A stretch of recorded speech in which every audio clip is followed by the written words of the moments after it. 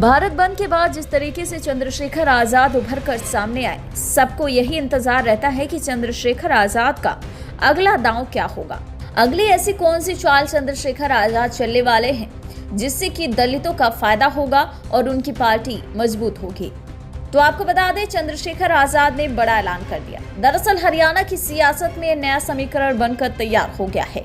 बीमार में चीफ चंद्रशेखर आजाद और दुष्यंत चौटाला की जेजेपी के बीच गठबंधन फाइनल हो गया। दिल्ली में इसकी घोषणा की जाएगी। हरियाणा में चंद्रशेखर आजाद 20 से 25 सीटों पर विधानसभा चुनाव लड़ सकते हैं। दुष्यंत चौटाला ने लिखा कि किसान कमेरों की लड़ाई हम लड़ते रहेंगे बिना आराम। ताऊ देवीलाल की नीतियां विचारधारा में मान्यवर काशिरा।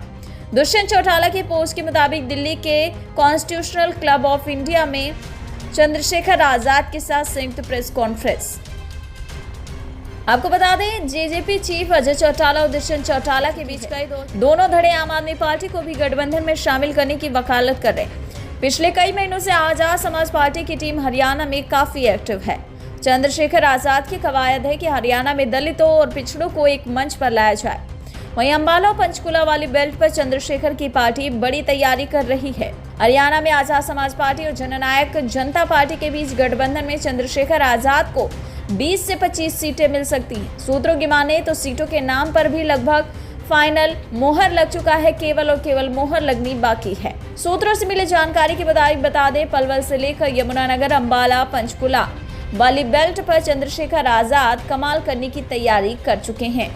इसके लिए आजाद समाज पार्टी की कई टीमों ने लंबे अरसे से हरियाणा में डेरा भी डाल रखा है और पूरा खाका तैयार करके चंद्रशेखर आजाद को सौंप दिया गया है। इसी रिपोर्ट के बाद चुनाव लड़ने और गठबंधन करने का फैसला लिया गया। सियासी गलियारों में चल रही चर्चा पर गौर करें तो हरियाणा में चंद्रशेखर आजाद और अजय चौटाला आम आदमी पार्टी को भी गठबंधन में शामिल करने की कवायद में है। इससे गठबंधन और भी मजबूत होगा। हालांकि आम आदमी की या नहीं, इस पर तस्वीर साफ नहीं है।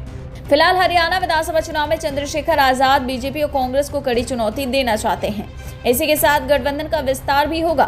हरियाणा में दलितों और पिछड़ों को एक मंच पर लाने की बड़ी रणनीति पर भी चंद्रशेखर आजाद काम कर रहे हैं।